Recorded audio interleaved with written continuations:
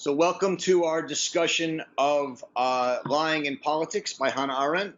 I hope you've all had a chance to read the text or look at it and watch the video that was sent around.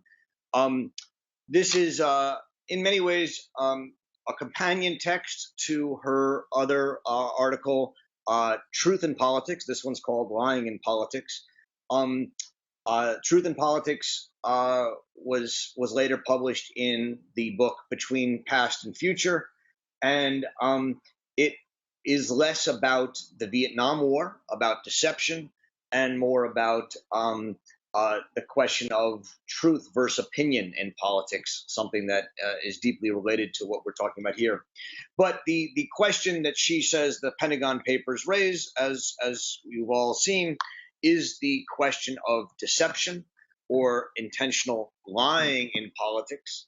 And this raises the question of both the rise of public relations, PR, and as she spends so much time in this essay talking about the problem and the importance of problem solvers. These people who are intellectuals, think they can solve problems, and in doing so, come to cut their connection to the real world and reality. Some of you may have seen that I wrote a piece that cited a number of lines from this text last week on Medium in the Arendts Center Amor Mundi blog about Brexit and about the problem of problem solvers and the elites and how they have a tendency to see the problem as an intellectual problem and try and solve it and have a great confidence that they can solve it because they're very smart, but in doing so often ignore a certain amount of reality. And this is Arendt's argument about the problem solvers. And she argues that in politics, the real danger is not lying per se. In fact, sometimes lying is necessary, but self-deception. When we deceive ourselves, we begin to live in a world that is defactualized. And in a defactualized world, we lose the stability that is the very core and necessary center of what it means to live together in a common political world. And that the rise of intellectuals is one of the key progenitors of this defactualized world that leads to the kind of self-deception.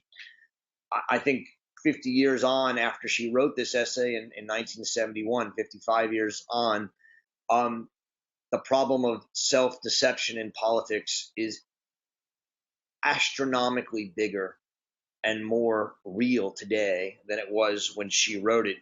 To me, it's one of the central problems that we face. And the ability of people to live siloed in their intellectual worlds, whether it's on the internet or in social science or in the academy or just amongst their friends, has created a real defactualization of the world that we are struggling with. So to me, that's much of what this essay is about.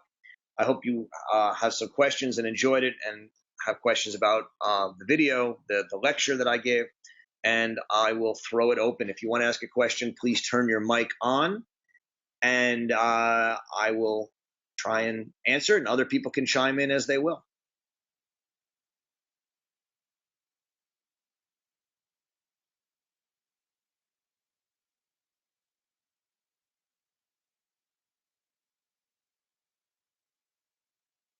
Roger, Harold here.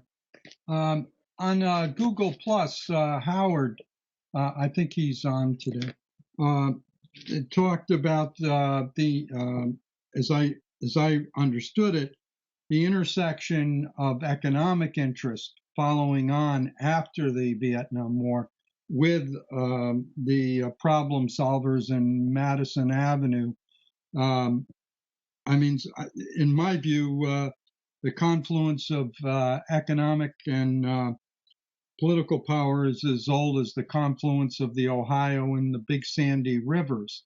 But I think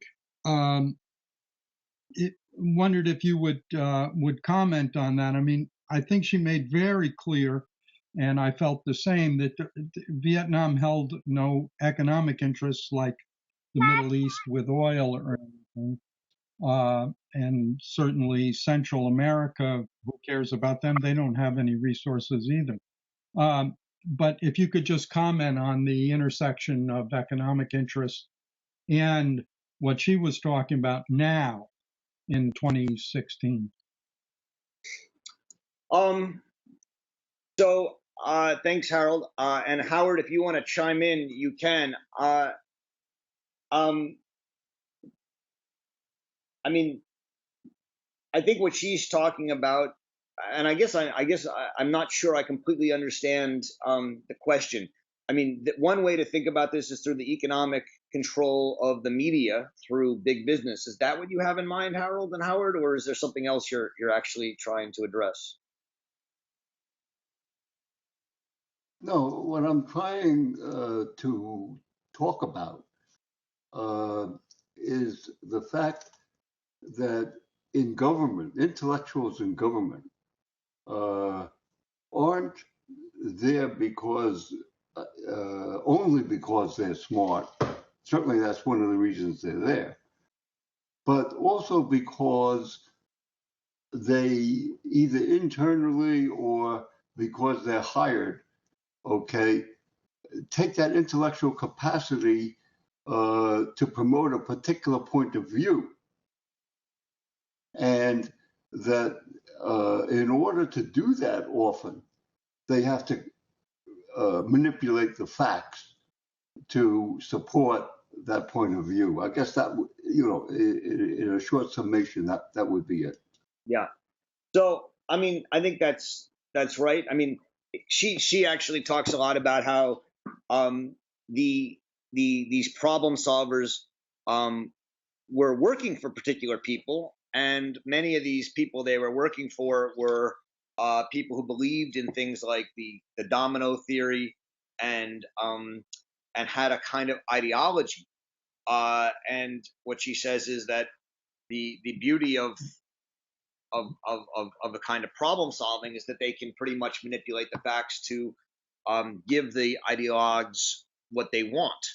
And so problem solving itself is somewhat neutral.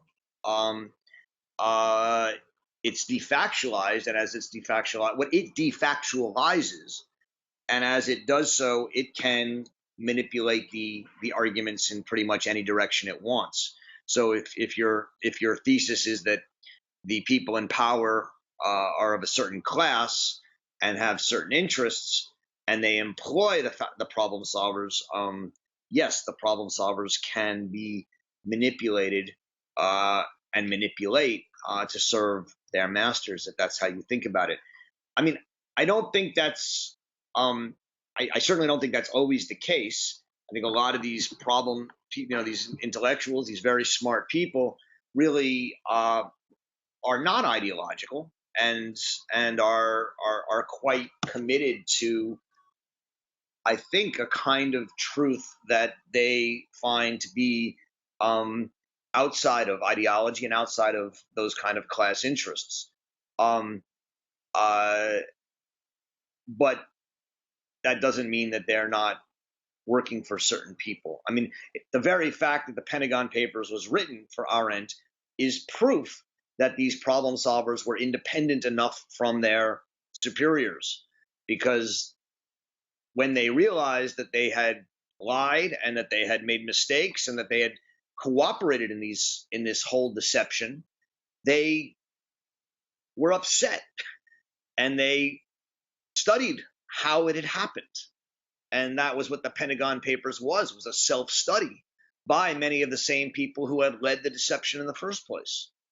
And so from an Arendt's perspective, these people are not, you can't just say that the problem solvers are the problem. they are an interesting, important new group that has come to be seen as authoritative in government, namely these problem-solving intellectuals. And they're often very well-meaning and often not ideological. So I don't know if that I'm not sure I'm answering your question, Howard and Harold. Maybe you guys can come back at it.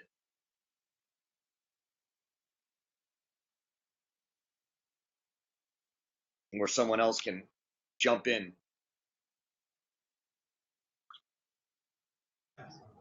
Well, Roger Howard,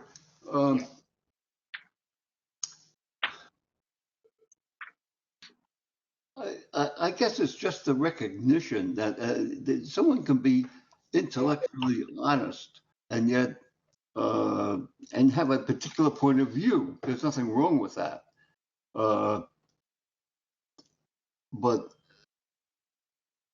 someone who is powerful and seeking more powerful or wants to maintain that power, if they can utilize that point of view the way you utilize a knife and fork when you eat dinner, Mm-hmm. and then because of their position insert that into government, okay, the question, I guess, is what does that mean to a government that's supposed to be represent its people, who it's supposed to, as Jefferson said, serve at the will of the people? Well, I think that's a good question. I mean, what do these problem solvers do? They study and they analyze facts. Often the facts they study are true, right? They look at what's happening, they read reports, and one of the things that we see over and over again in the Pentagon Papers that the problem solvers were given the facts. And then what we see is that they massaged the facts, they changed the facts, they ignored some facts, in order to fit with the theories that A, their superiors had, and B, that sometimes they had proposed, that we could win the war through doing this, or that we could maintain our sense of loyalty and the fact that we would be loyal to our friends. And that in order to pursue the policies that were thought right, they were able to change the facts. You're asking a question, what does this mean for democracy? I think the lesson Arendt helps us take, or at least I think she helps us take, is that are a couple of lessons. One is that the idea that there is a true or right answer, or true or right response in a particular political situation, is always an anti-political answer and anti-democratic. So in the Brexit vote, right, which many of us are thinking and talking about recently, the intellectuals all had a particular answer, right? England should remain, but the people disagreed, and there's a sense among many people that the people were wrong, right? That they were manipulated. There were lies, and by the way, there were lies. They were racist. It was certainly involved a kind of anti-immigrant rhetoric that was very dangerous. And yet, in many ways, what you have here is, at bottom, simply a difference of opinion. Some people believe that England should remain a nation state with its own independence, and some people think it should become part of a globalized federal Europe. And in the end, there's no right answer to these questions. These are political questions, don't have a right answer. And the intellectual predilection is that there are answers. There are correct answers, and there are some answers that are righter and wronger than others. And so one thing I think that Arendt reminds us is that in a democracy, while experts play a role, and experts can tell us that if we vote this way, the economy will shrink, or if we vote this way, the economy will grow, or if we vote this way, immigration will go up, and if we vote this way, immigration will go down.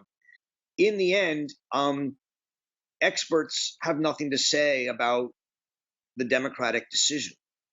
And it is up to people, the citizens of any particular polity, to make those decisions, and expertise is in place to give opinions about what will happen, but out of place to say this is the right or wrong one.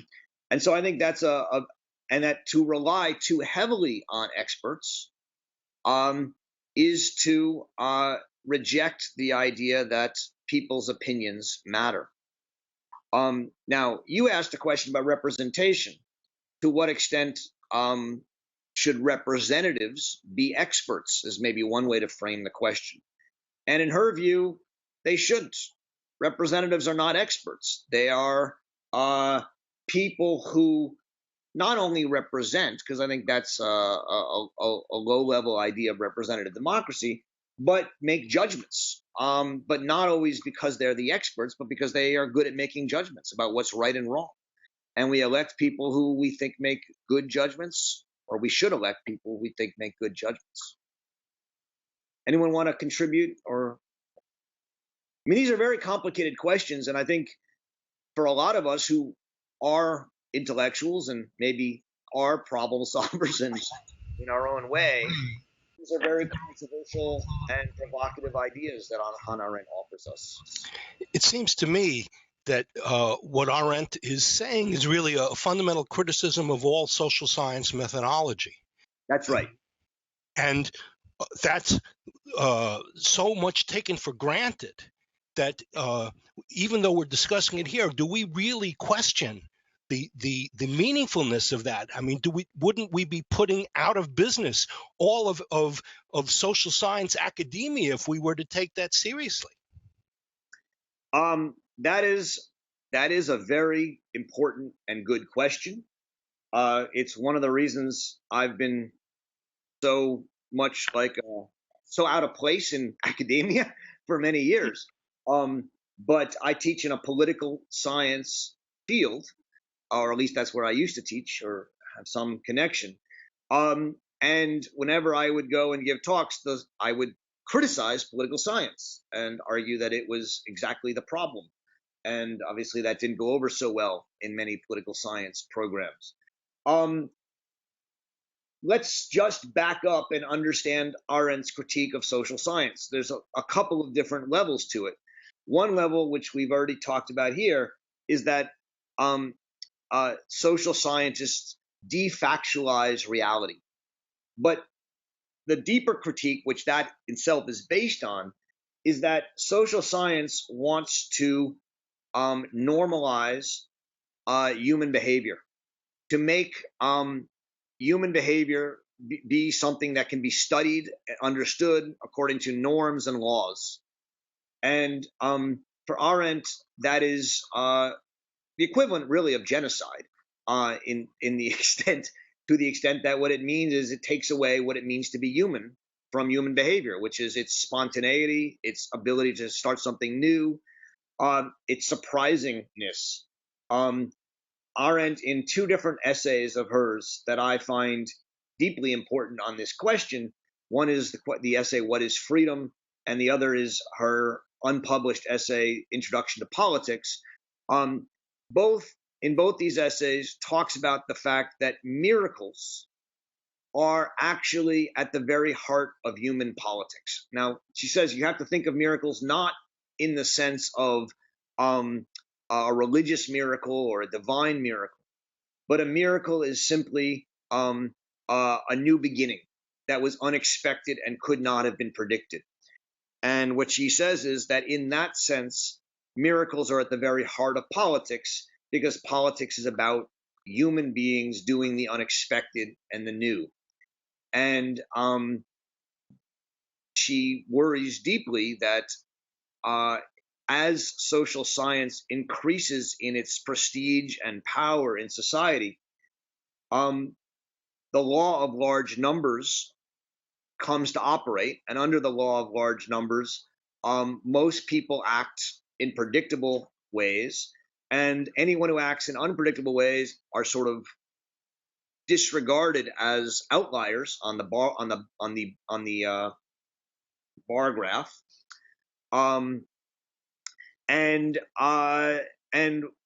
the result is that we simply organize our entire society around the 80% in the middle, and it makes it that much harder for anyone to actually act in a way that will start something new, because when people do act that way, they're sort of disregarded as outliers, as exceptions, as cranks, etc. And our society, in a sense, is structured so strongly around normalized, lawful behavior that it's very hard for something new to break in. Well, it's still not impossible, and I think the Brexit vote is one of those moments where you're starting to see the bell curve break, and people saying, "Look, we just don't agree with what people have been saying for the last 50 years." This sort of middle ground, intellectual, left-center consensus around the world is breaking apart right now. We're seeing it, or at least it's under pressure. And this is a very dangerous, but also very exciting moment from an Arendtian perspective for those reasons. And you're seeing the sort of social science establishment go a little crazy. But I think that's what is exciting about politics. This is going to be a very exciting next decade for those of us in the political world.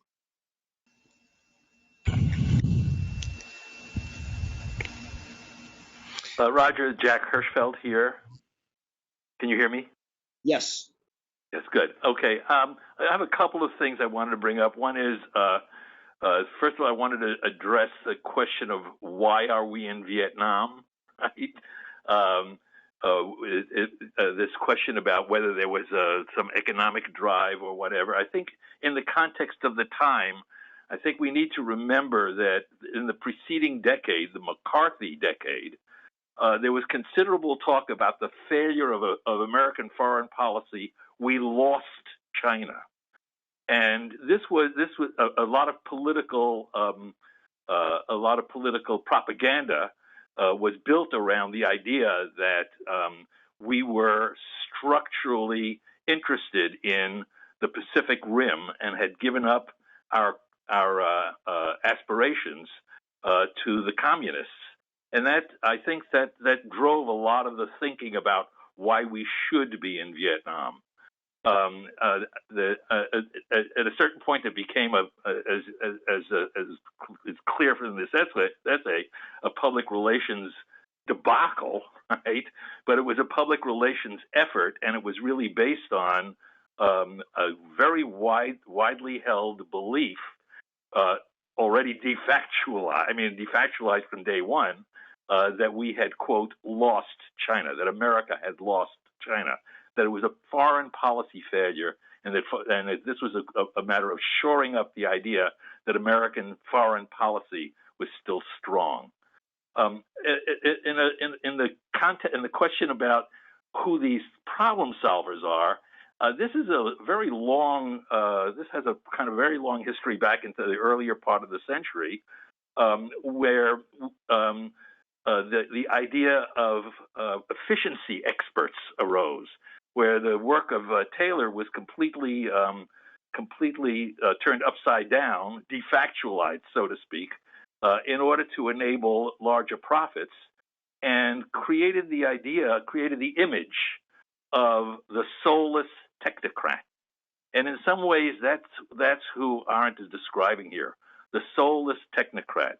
I don't like the use of the word intellectual here, because intellectuals historically have referred to Luftmenschen, referred to people who have no impact whatsoever. Academia had no impact whatsoever on political life, and it's only when the technocrats, the people who were trying to apply science, use the tools of academia to apply science into the social world, that this idea of the soulless technocrat arises. It's a good point. And so let me remind us that in the text, Arendt, when she talks about intellectuals, puts it in quotation marks, which is, somewhat of a cheap trick, I guess. But it's important because she's using intellectuals in this sense as people who are not what Jack is saying intellectuals are. They are people who did not think critically, but instead sought to develop theories, and in developing theories, then sought to prove those theories with the facts that were available to them.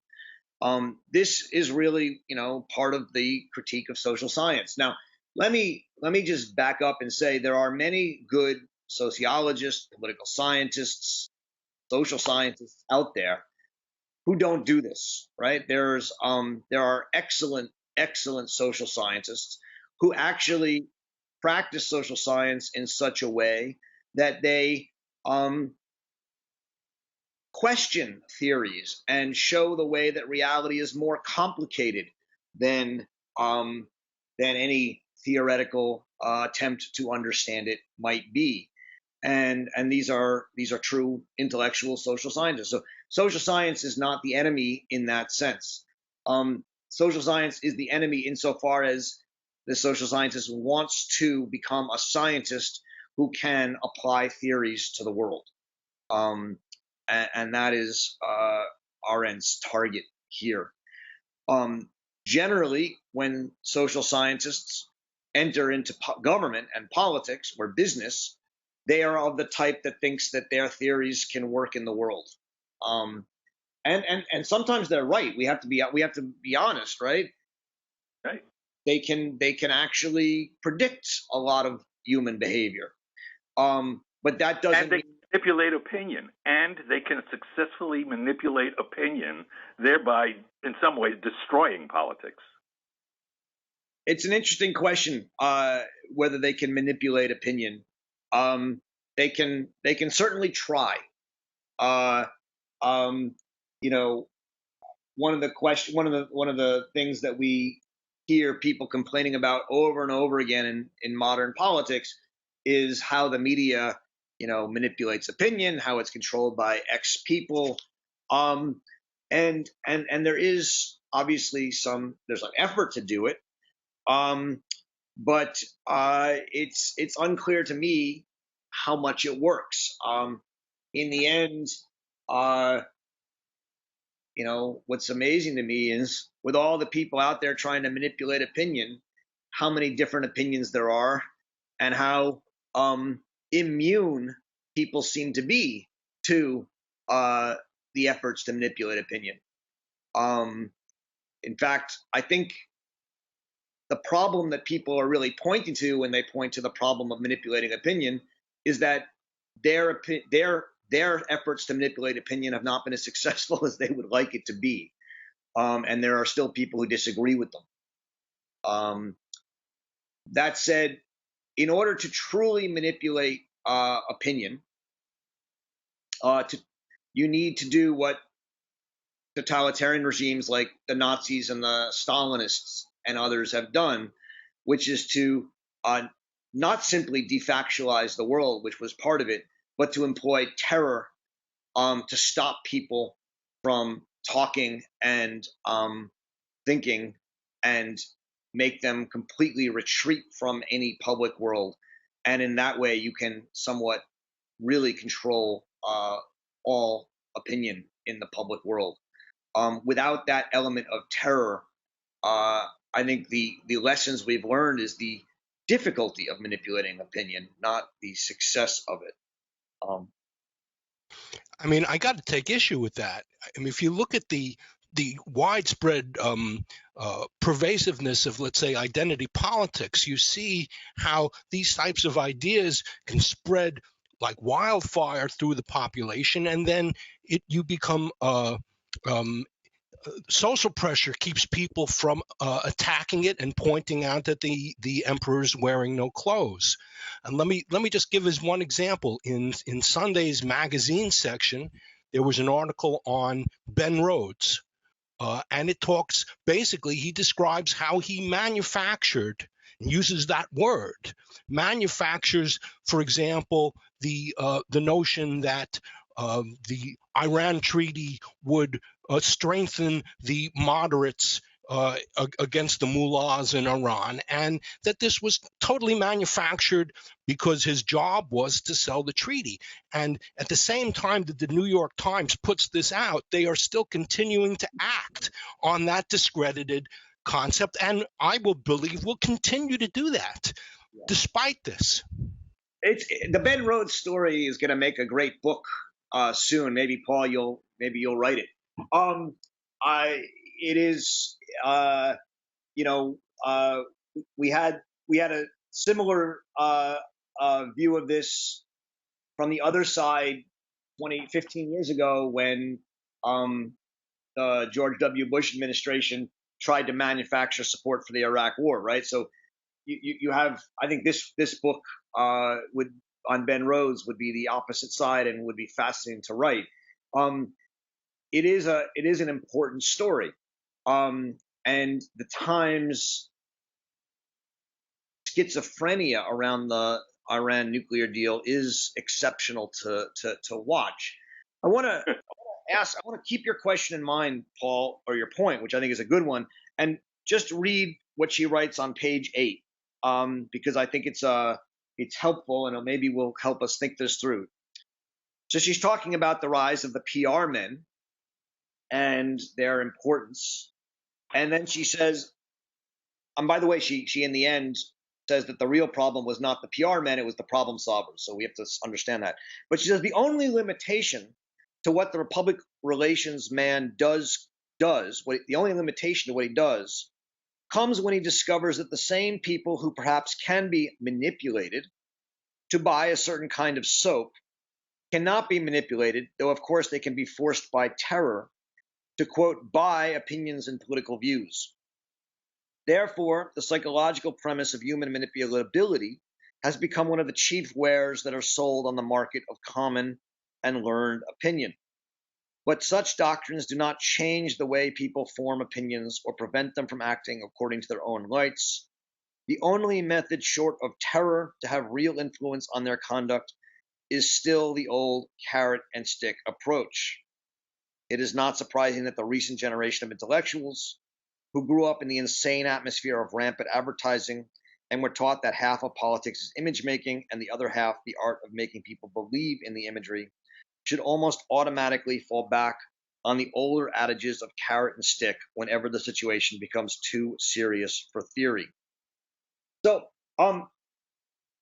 I read that because I think Paul and Jack and others are raising an important question, which is that on the one hand, it does seem that politics is manipulable, right? That we in the I think it was the Frank Rich book was called The Greatest War Ever Sold, if I'm not mistaken.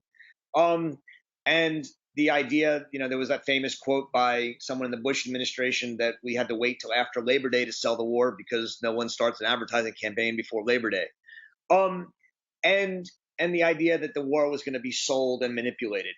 And clearly, Ben Rhodes was someone who worked very hard to manipulate the sale of the Iran nuclear treaty.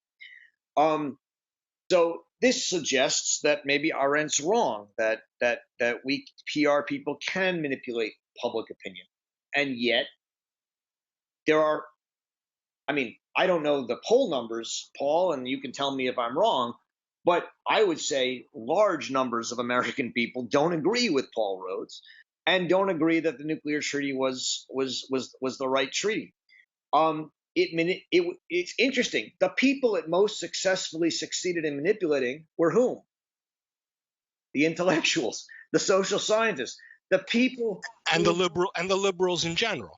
well, okay, but we have to somewhat separate that out, because many liberals in general were of the opinion to support the treaty, whether or not it actually would support the Iranian moderates or not.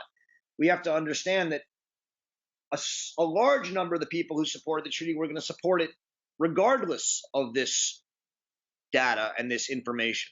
So the question then becomes, how many people who weren't going to support it were manipulated to support it because of this? You understand my point, Paul? Yeah, I do.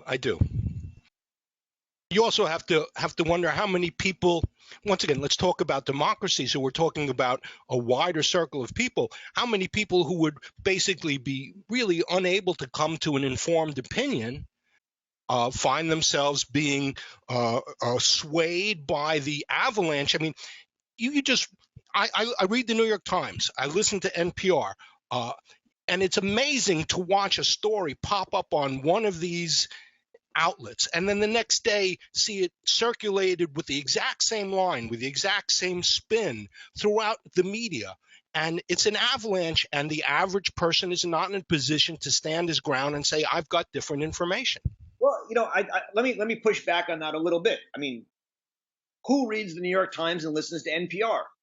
Are they the same people who watch Fox News and read Instapundit and PJ Media? The point is that on both sides, right, the majority of people listen to the news organizations they listen to, not because they want facts so that they can make up their opinion, but because they want to hear their opinion made in as clear a way as possible. So maybe we're talking then about questions of human nature. People want to be deceived in a certain sense. People want to be told that their group is the best group and the other group is the worst group. I find an amazing parallelism between the supporters of Donald Trump and the viewers of the Worldwide Wrestling Federation.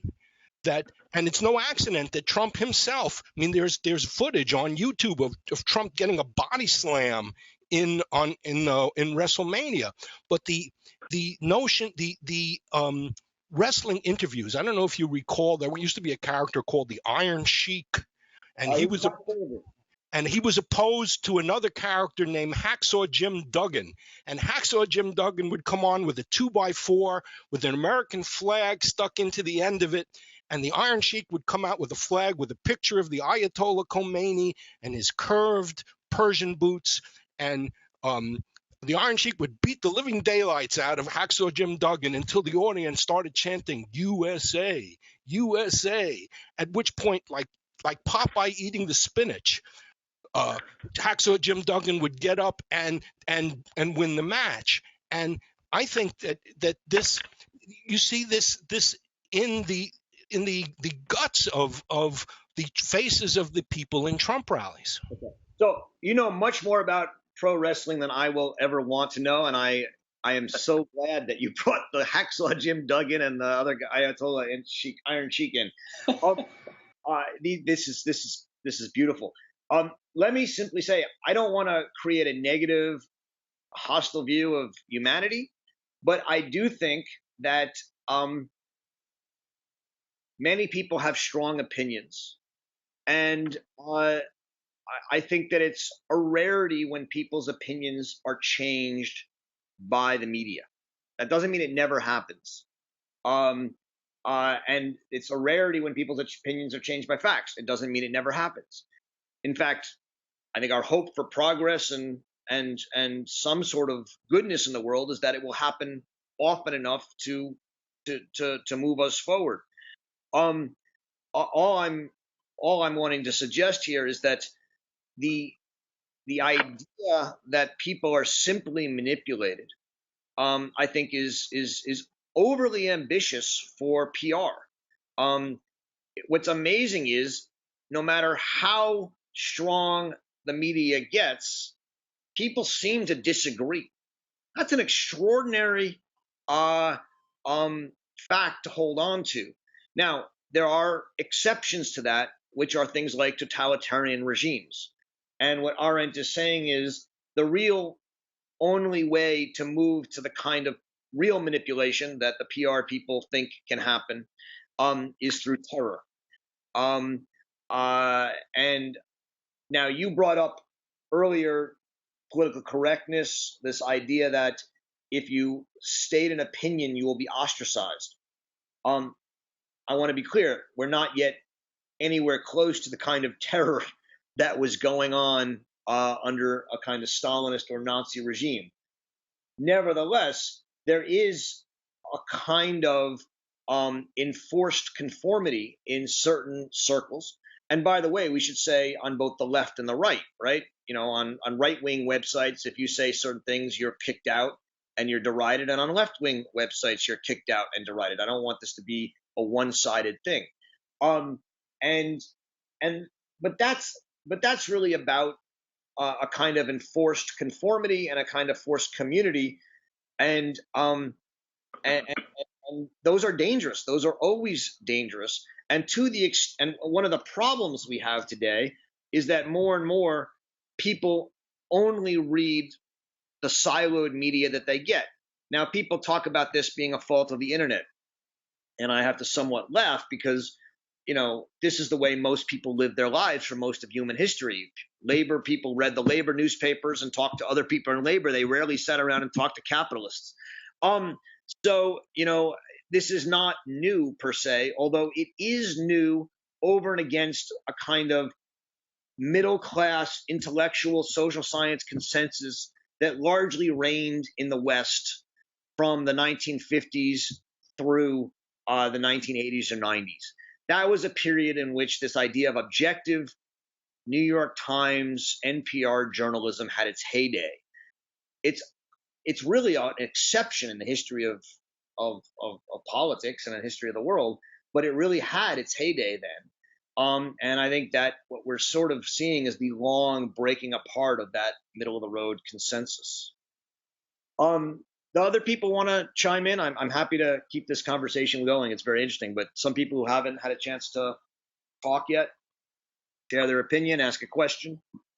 Roger, we have a question in the chat window if you want to direct your attention there. Okay, let me take a look at it. If I'm interrupting anyone else, continuing with that discussion, though, I'd hate to. Let me look at the question. I would like to ask a more theoretical question regarding the relation between Arendt's theory of action and her views about history and the relation between those two with the factual reality. Okay. This is RB, which would be me, but not me. Someone else named RB. Raphael. Hi. So in the opening pages of this essay, right, she talks about how lying in a certain way is a kind of action. And let's just review. To act and to be free are the same for Hannah Arendt. What that means is that to act means to be free, not in the sense of free will, that you can will something and will what you want, but that you're free in the sense that you can start something new. You can begin a process that was never there before. You can be spontaneous. You can be unpredictable. And thus, in order to act, you need a kind of you have to be free, which means you have to have a space where you can do something new. And can I remind people to turn their microphones off if you're not asking a question, so we don't get the feedback? And so lying can actually be a kind of action insofar as if you lie, you're imagining a new situation, a new world, and in doing so, making possible a new beginning. So, for example, when Martin Luther King says that, you know, we can imagine a time and of when blacks and whites and Asians and Americans and Asians and whites and everyone in America can lay down and live together and we can dream this. That's an imagination. That's a lie. but it's a political lie that can be incredibly powerful and lead to new actions that will actually help make that lie become a reality. And so Arendt wants to remind us in these opening pages that to some extent, great politics is about lying greatly. And that's something we have to remind ourselves and not forget, and not just say all lies are bad. So what kind of lies are good and what kind of lies are bad? From her point of view, an intentional imagined lie that that imagines that America is the city on the hill. Of course, it's not the city on the hill. A lie that imagines that America is the land of a democracy. It's never been the land of democracy, and yet these lies can have political function. But there are also dangerous imagination lies, like America is a white country, or America is a country that only speaks English, or something like that. And these are the kind of lies that attempt to be great lies, but we should politically fight against, Arendt would say. But the more dangerous kind of lie that she's talking about here is the lie in which we don't simply imagine something as a form of action, but try and leave reality behind through mental constructs, through theories, and we stop actually looking and listening at what's real. And so it's important to say we can be the land of freedom and equality, but it's important also to never ignore the facts that disprove, or at least show that we're not yet there. And when we begin to become so committed to that lie, that we're the land of freedom and equality, that whenever we see police brutality or racism or anti-immigrant ideas, we ignore them, or we say those aren't real, or we say those aren't meaningful, then we defactualize the reality, and our lie comes to not be an action, but an ideology that we're trying to impose. And so that's how I see at least as a first step, see this distinction between this connection, lying, and action. Do you want to follow up, Raphael? Just a quick comment, because I was thinking about the Benjamin's thesis of history, and when he says about the relation that some historians have with the factual reality, and that the hero historian that he is defending is the one that has to fight against that, and somewhat denying somewhat believe was the factual reality, and fight for the history of the defeated. And I know that's not exactly the perspective that Hannah Arendt writes her history, but I know that the thesis of Benjamin was a text that was very dear to her. I did read her biography, and I know that was a very powerful text for her. So I was thinking about that this difficulty in relating to the facts when they become some kind of they stop you from imagining something new, imagining some possibilities, some new possibilities. That's what I was thinking about. I think that's a good point. I mean, this is why she always, in all of her, in both this essay and Truth and Politics, she wants to say politics should never simply be about facts. It has to also be about imagination, and thus about lying to some degree. But you have to remember, she lived through the Nazi regime. She wrote about it and Stalinism.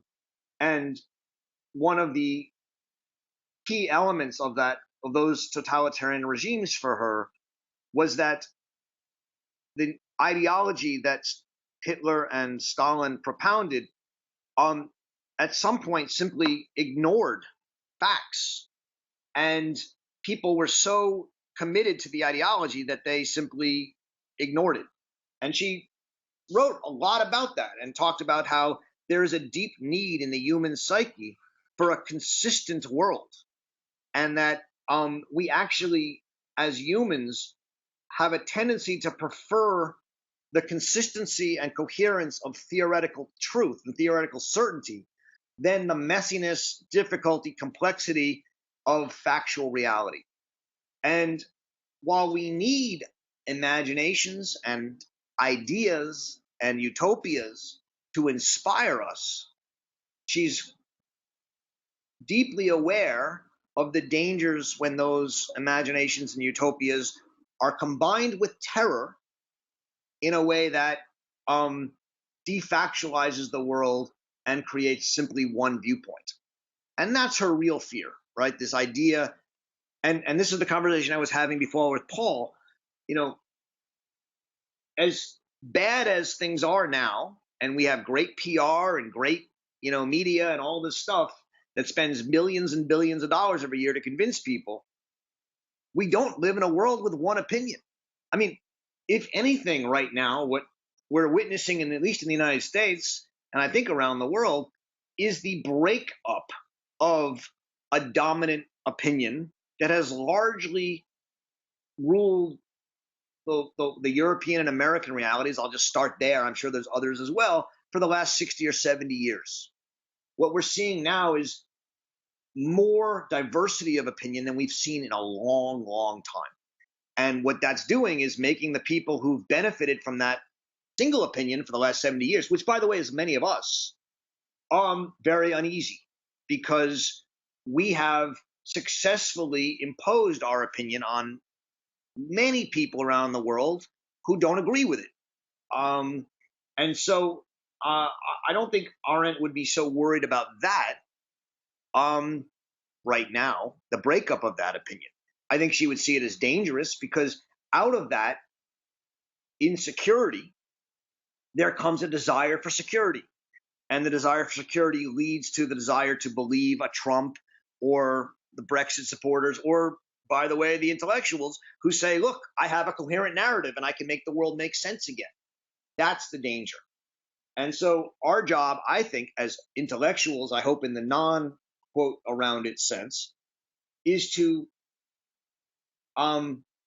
both provide new ideals, try and think what new ideas that are beautiful and great can inspire people, but whatever ideals people fight for, to constantly point out the ways that the theories are defactualizing reality and forgetting the messiness and difficulty of the real world. Because the danger really comes when that defactualized reality becomes solidified. So that's, as I see it, our job as intellectuals in the Arendtian sense, or at least one of our jobs, not the only one. Thank you, Roger. Thank you very much. And Roger, I'd like to add to what you just said that it points an arrow to the value of the artist in the world of politics. Yeah. Because in our world, and for many generations preceding, it's new ideas have sprung up among artists and have been articulated by artists long before the facts could match their imaginations. Jack, that's an excellent point. And let me just add to it a moment. One of the what an artist can do for Arendt is put something in the world that is new, and you put it in the world and people start talking about it, a monument, a building, a picture. And as they talk about it, new ideas, new truths, new ideals emerge. Now, this is a very unpopular idea in the circles of art, and I've given this talk at art institutes and been yelled at a lot. But for Arendt, in order for an artist to do that, they actually have to live in private. They have to live outside of society. They have to be somewhat of a hermit almost in her mind, because she thinks that artists that are too in society will be unable to come up with new and surprising and shocking ideas that will actually be able to inspire new ideas and new ideals. So Arendt is known as someone who's a lover of the public sphere and of politics and of engagement and plurality, and all of that is true. This was the topic of a lot of what we did last year at the Arendt Center. She also was one of the greatest defenders of the private sphere. And her reasons for defending the private sphere were not simply about civil liberties, although it includes that, but it was because for her, you can't actually have a politics of human action and the new without places of privacy where you can retreat and truly separate yourself from society and think independently, think for yourself. And that separation is essential to what she thinks artists do, but also what she thinks all true thinkers do. They have to have a place where they completely retreat and exist on their own, which is why she calls people like herself conscious pariahs, people who stand outside of society and choose to stand outside society, not to try and acquire power, not to acquire leadership, but want to remain far enough outside that they can actually be independent and not and think originally and differently. And that's a very difficult idea, and one that's I think quite challenging for many of us.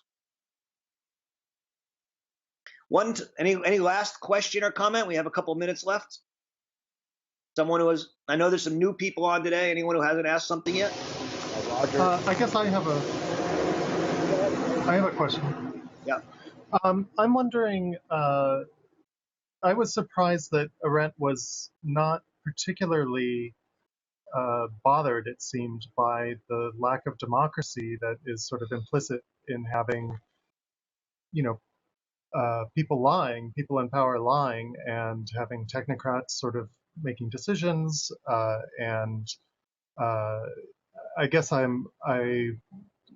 not having, just starting my exposure to Arendt, I was surprised that she wasn't more concerned about just sort of the general structural picture, that the fact that you have a group of people that are systematically lying and that's been the form of their politics for a long time doesn't just speak to a structure of elite control or domination or some such thing. But okay, I'm a little confused because I took that to be her argument, right? Which is that politics is supposed to be about self-government, and what you had here is a group of people who took it upon themselves to deceive not only themselves but the people, and in a sense steal the government from the people. So I took her argument. I take her argument to be one of, it is dangerous when a group of self-appointed elites take over and try and, in a sense, think that their expert opinions are more important than the judgments of everyday people. So why do you think she's not making an argument like that? Or what am I missing in your analysis? And very likely I'm just missing it because, as I say, I'm just getting to know Hannah Arendt. But I guess I saw there were comments about how lying had been common within politics for forever, essentially. And she's really making an argument about human nature and about how lying works in human nature. And I never saw sort of the moment where she makes sort of just the pointed critique that you just made, where she's saying, this is really highlighting the ways that what the U.S. has is not really a democracy in a full Republican sense. It really is this construction of elites, and that's the key issue to focus on. And it seems like instead she spends just a great deal of time talking about the nature of the self-deception and how that relates to human nature and so on, I guess. But yeah. Well, this is not the essay, where she's talking where the real radical democratic aspect of her work is most present. We talked, I think, 1 or 2 months ago I don't know if you were on it, Kerwin, about her essay "Civil Disobedience," and if you go back and watch the video from that week, which you can get, you'll see that's one of the more radical democratic essays that she wrote. But I think the general tenor of her remarks here is that she is deeply worried that the bureaucratic and problem-solving elements and impulses of modern government are actually designed to take judgment away from the people, and that they do so because they think that their judgments are better than the people. And what she's saying is not that the people are right or that the intellectuals are wrong or vice versa, but that the intellectuals, more so than the people, are actually susceptible to a kind of totalitarian self-deception. And that as a result of that, we should always be suspicious of institutions that try and argue to take power away from the people in the name of truth. And that's what's really going on in this essay. As we read other essays, if you stick around with us, I hope you do, you'll see the real focus on local participatory democracy as a central component of her work. She's probably the most democratic, one of the most democratic, thinkers, in the canon of political and thought. That's unquestionable. Which doesn't mean that she thinks what the people say is always right. But she thinks the people as a whole are less susceptible to being wrong badly than the people led by bureaucrats and experts and theoreticians. And so that's where we'll end today.